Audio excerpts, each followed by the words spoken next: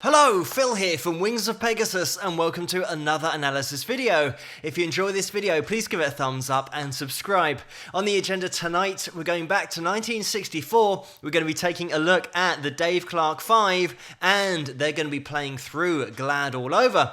And this is a really interesting video for so many reasons, but let's get the guys up on screen and see how they get on. The Dave Clark 5! 1, 2, 3, 4.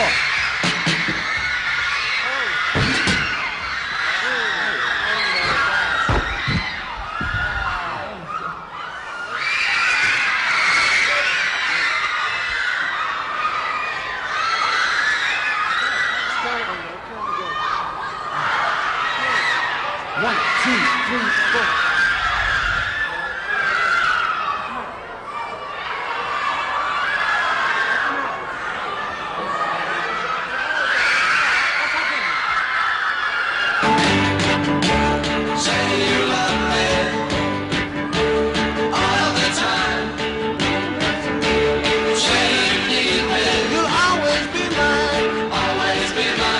I'm going to jump in there already just to cover that first section.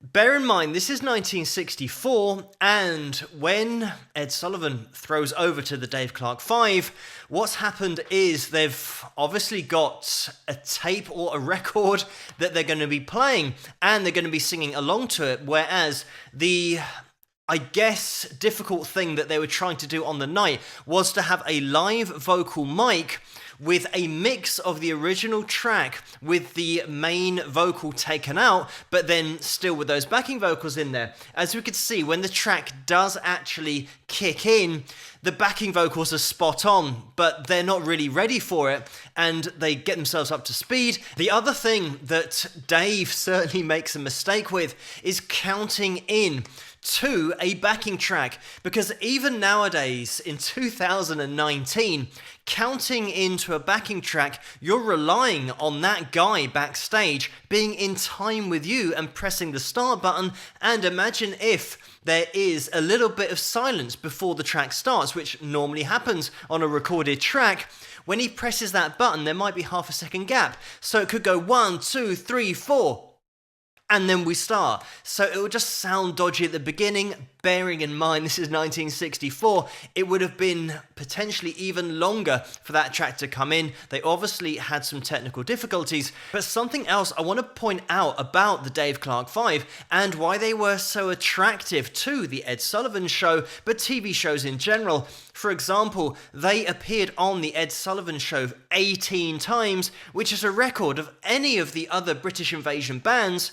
These guys were at the top of getting on that show and getting in front of people, because Dave Clark on drums here, he owned all of the master recordings in the studio. He was the producer. He was really an entrepreneur. He had his hands on everything to do with the music and the business side of things. So it meant that Dave Clark could just run off a mix of the band without the lead vocal, so that when they did play on TV, they just plug in a mic and it sounds like they're playing live. The other bands around at the time would have had to have gone through the record label, through the publishing company, maybe through the writers. There would be so many steps to get this kind of track set up for live. It just so happens that this backfired because they had a technical problem and the guy didn't start it. But if it had have worked, people wouldn't have been able to tell at the time that this wasn't live, because it would have been the whole band sound and you would have had a live sounding vocal. So it certainly would have fooled a lot of people, but because it didn't work, everyone can see it's not live. The other thing that is going to be tricky as we progress in the song, we haven't got there yet, is the saxophone and Dennis Payton, who's having to mime the sax in this performance. Everybody knows that a saxophone live just dominates the mix if it isn't mixed correctly, because it's such a powerful instrument. And the other massive giveaway here is the cleanliness of this stage, in terms of no mics around the drum kit. You always have overheads. There are so many things here that just look too clean to be live. I'm not sure what happened to the saxophone on the mix of this particular track, because it's nowhere. So unfortunately, like I said, Dennis is just having to mime saxophone, but you can't hear it. But we will get back into this track and continue the analysis afterwards. I'm feeling up right all over the summer, right all over, baby, I'm up right all over, so glad you're mine. I'll make you happy, you'll never be blue, and you'll have no sorrow, 'cause I'll always be true, and I'm feeling up.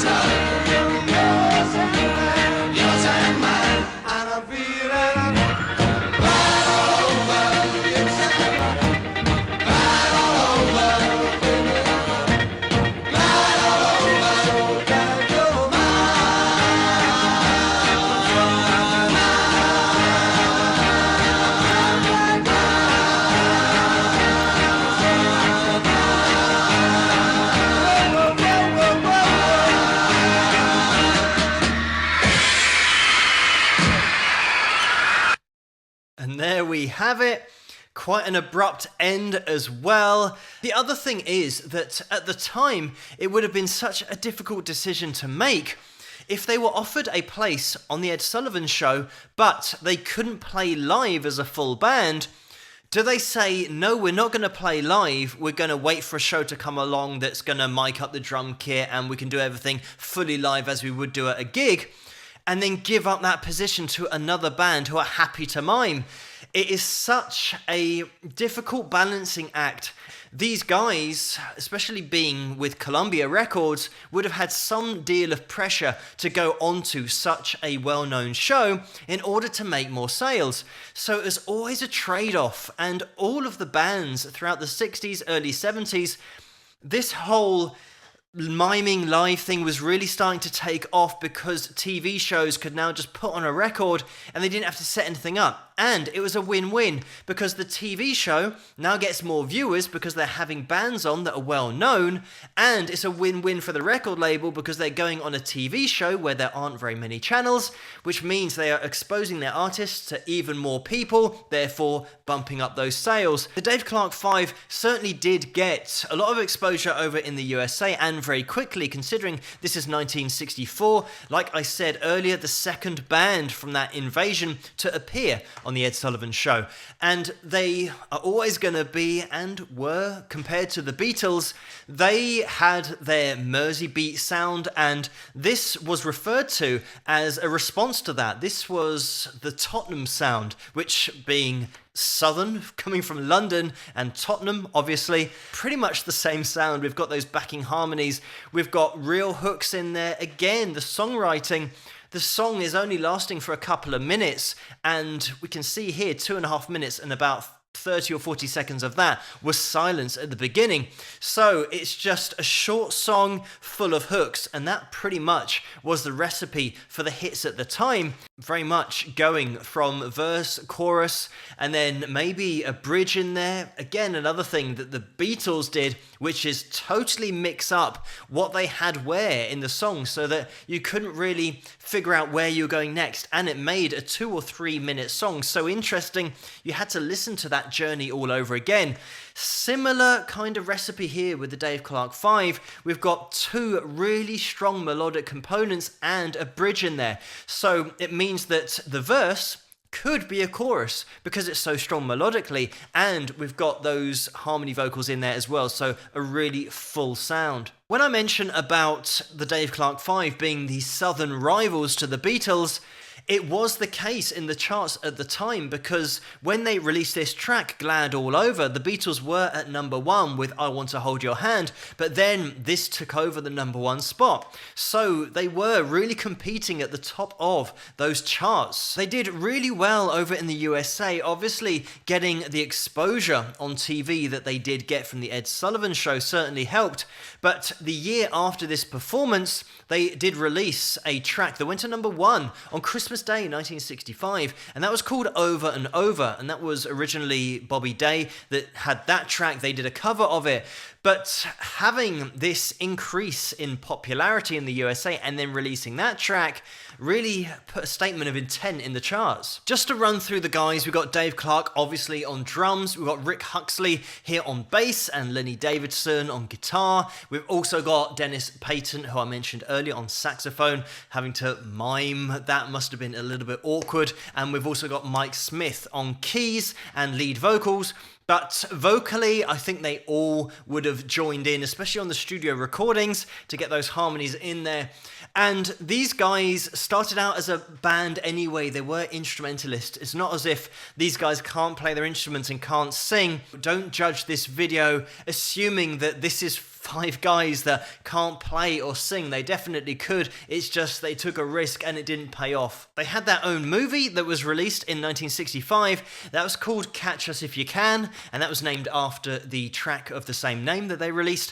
They had 17 records that made it into the top 40 of the US charts, and unfortunately they did disband in 1970, but at that time they were still doing well because they had 2 singles that made it into the top 10 of the UK charts that year. So from 1970 onwards until 1973, Dave did continue. Because of the personnel changes, the band name changed to Dave Clark and Friends, and then that disbanded in 1973. But something that I do want to talk about is Dave Clark as an entrepreneur, and something that he managed to achieve that so few people did back in the mid-60s and early 70s, which is negotiate deals with record labels where you still maintain the rights to the music, the master recordings, you still have total creative control of what happens to the music once it's been recorded. He was also the manager of the band. He had an overview of everything that was going on. So as an entrepreneur, but just having that business acumen to take over that side is so rare, being able to negotiate with Columbia Records so that he still owned all of the rights to the licensing of the songs. There is so much that Dave achieved being the head of the band, but also being a musician within the band, having the band named after him, because it really was his show. He was in control of everything. I always say on this channel how important it is nowadays to keep the rights to all of your music. And it's easier nowadays. You can be independent, you can go in your own direction, you can promote yourself on the internet. But back in these days, it is so rare to hear of a band and a member of the band who had a deal with a major label but still kept all of those rights. The Dave Clark 5 were unique in that respect.